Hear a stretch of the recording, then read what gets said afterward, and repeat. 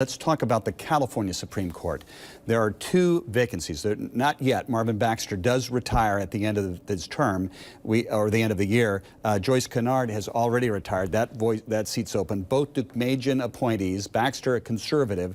Where does Jerry Brown go with this? So Jerry Brown's going to very soon have 3 appointees on the Supreme Court. And if you look at the makeup of the Supreme Court, there are other justices up there who are over 70 years old. So how many more justices is he going to get, assuming he's elected to another term? I think he cares very deeply about the Supreme Court. I think you're going to see a Latino appointed. You might see an African-American appointed.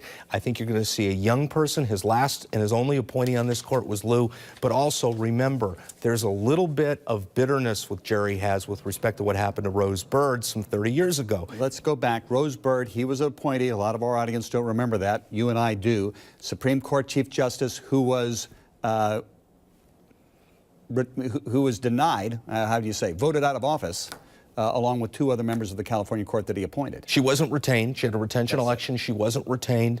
And what happened as a result of that was 3 justices were off the court, and 3 justices got to be appointed by Republicans. You had a court that has 6 of 7 Republican appointees. Pretty soon it's going to be 3. I predict there's going to be a 4th after that. He's going to appoint young people to the court. He's going to appoint people who he's going to see ideologically as leaning to the left. And I predict that 3 years from now you're going to have a very different Supreme Court. Leaning to the left or leaning down the center? Because Jerry Brown's famous for the canoe analogy, a couple of paddles to the left, a couple of paddles to the right.